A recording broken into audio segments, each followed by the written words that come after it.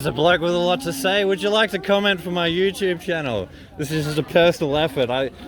Why are you waving that flag upside down? Is it a personal distress signal or a country distress signal? It's a country distress signal, used all over the world. I feel Australia's in distress and the flag needs to be waved upside down. Why would you say it's in distress though? Well, with all these forcible mandates, injecting everybody who doesn't want to be injected, it's a violation of human rights.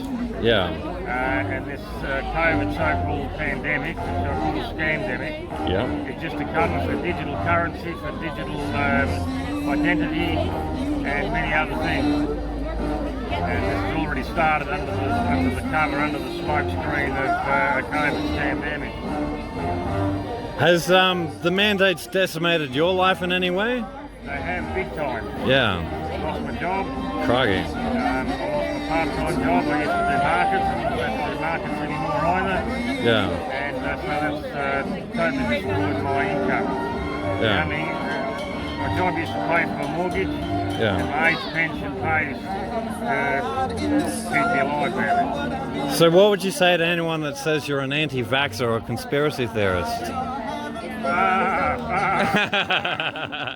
Alright, I'll leave it at that. Anything else you want to add though? No, this has got to end, otherwise if the government's allowed to get away with this, we're going to end up like a communist or a Nazi Germany or North Korea. Yeah. And the people around us that call us anti-vaxxers can't see that. Yeah. And they won't see it until it happens, once it's too late. Bloody oath, mate. Thank you. Alright. Raji. Alright, so I'm here at the rally, and why the bloody hell aren't you? Where the bloody hell are you? No, I met some great people as well, all of which, they're just the local people that have their lives decimated by these flippin' antis, which we're not happy about. That's my little sign. The entire system is corrupt. I absolutely stand by that. Get me in a conversation about the satanic pedophile cabals. Conspiracy theorists, how dare you? No, a world run by psychopaths. It's not about health, it's about control. That's a little bit of my own artwork. Tiptoe towards totalitarianism, which it is, because,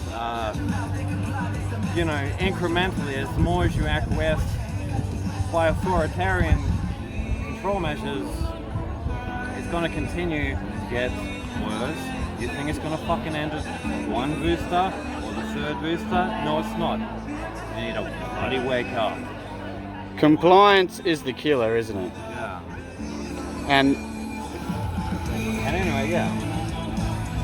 Nah, good stuff. That's about it, Nah, good spiel. Are you into crypto with your Peppy the frog? No. No, you just like the frog. No. Cool. Tell them the gold's going to cut them down. Great community here.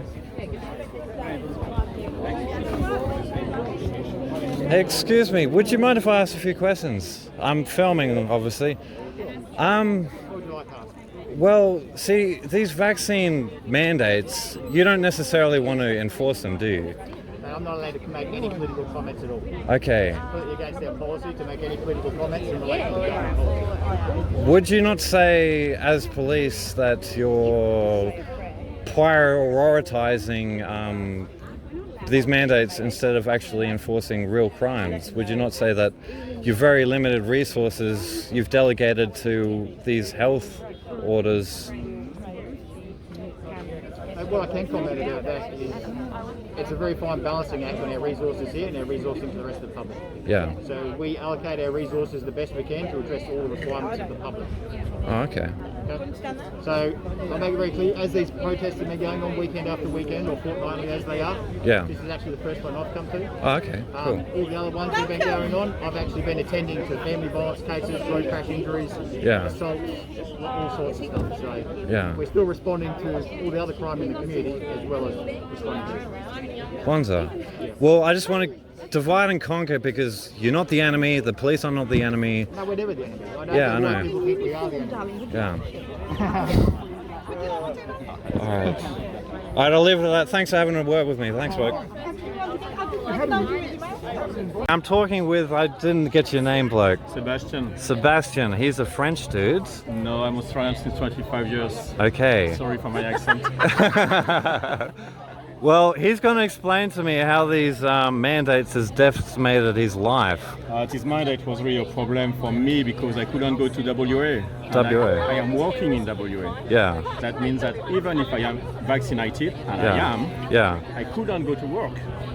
Yeah. So the government tell us, get vaccinated so you can keep your job.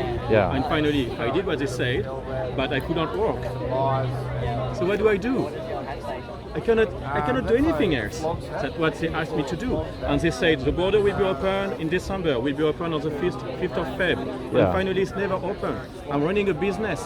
It's a nightmare to run a business like this. Yeah. That's what I wanted to say. Financial pressure and stress. Yes. No option. If they didn't open the border, as they finally did yesterday, I was in the street. Yeah. After following all the injunctions from the government. I'm not out of law. I got vaccinated. I'm not afraid of the vaccine. Yeah. That's why I'm here, because I want to get our freedom back. Yeah. The freedom to work, even for the vaccinated people, not only for the non-vaccinated. Bonza, so obviously against the mandates. Obviously against the mandates then. Definitely. Yeah. I mean, 95% of the people... I've got my own YouTube channel, Conrad Gibbs on YouTube. Check it out. 95% of the people are vaccinated. The last 5% will never get vaccinated. We have to accept it now. Yeah.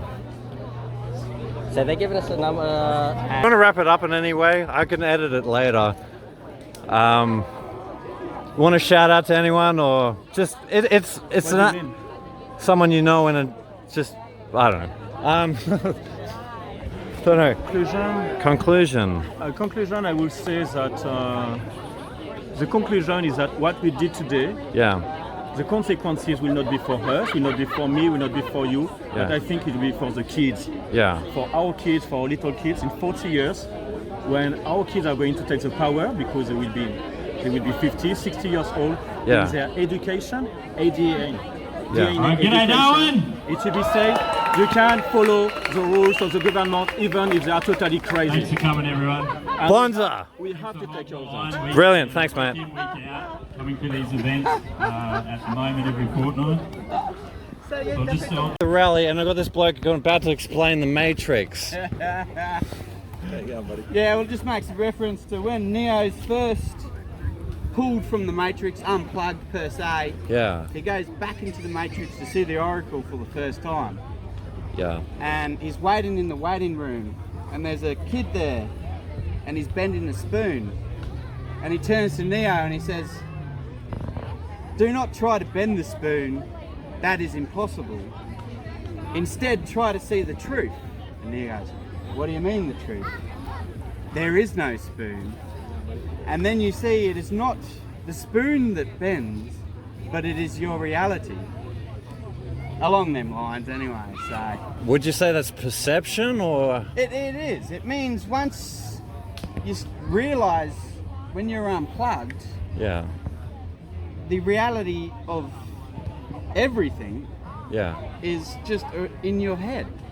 So once you figure it out, it's not that you can't bend the spoon, but you bend your reality, your world. Because we're engaged in a psychological warfare of many. Absolutely, yeah. Exactly, and it is a war of the soul, really. Yeah. And they want everyone plugged in. What would you say to someone that says, "Oh, how dare you, conspiracy theorist"? Well, we're all fucking mad tin adders, aren't we? Hey, like, whenever the truth's around, Yeah. the truth pops up, there's always a conspiracy theory not far behind it. Yeah, okay.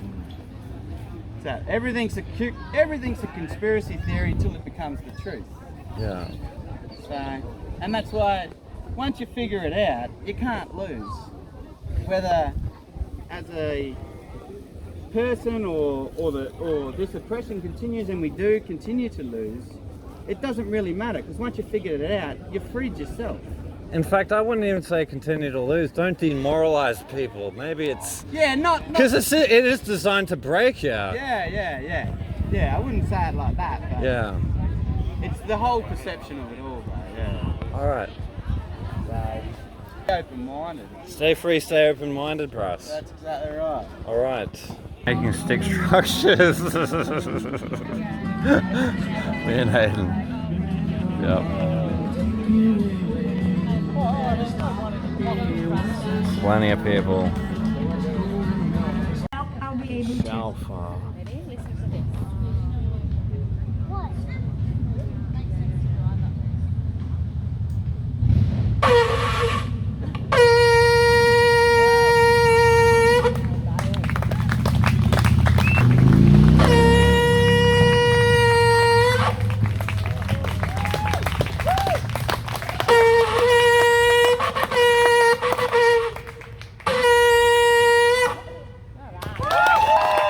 East Germany. I was 8 when the Berlin Wall came down, and when we were standing here 2 weeks ago and one of the senior sergeants came up and said we shouldn't be walking, I couldn't sleep that night, and I was writing down what I was thinking. How would the protesters in Germany, East Germany, would have felt if they would have listened to the police to not protest? I actually just Googled it today, or not Google, I don't use Google, but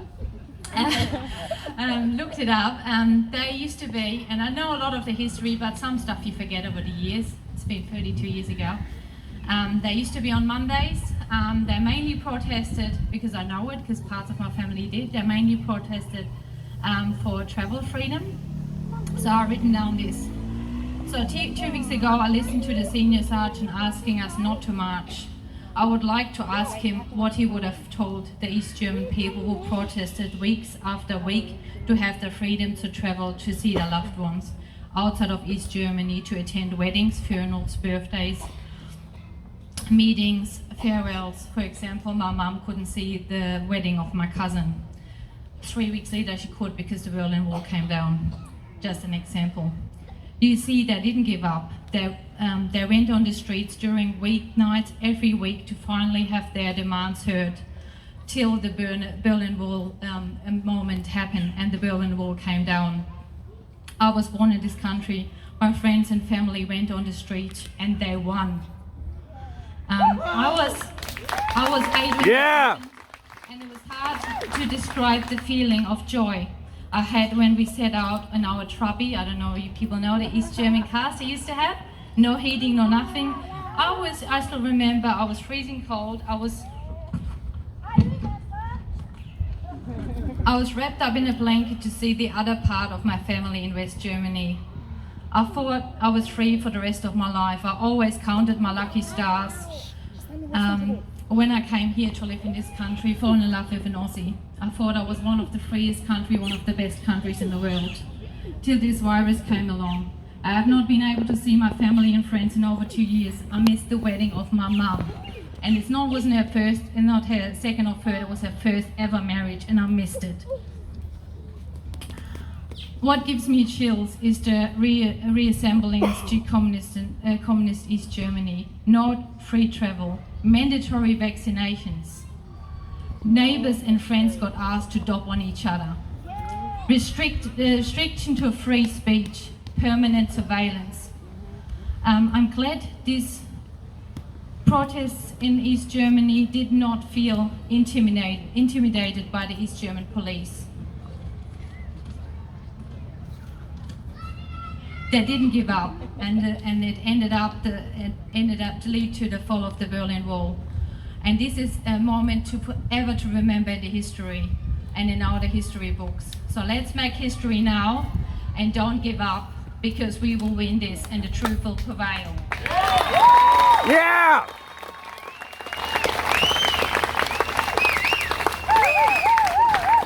Thank you, Mel.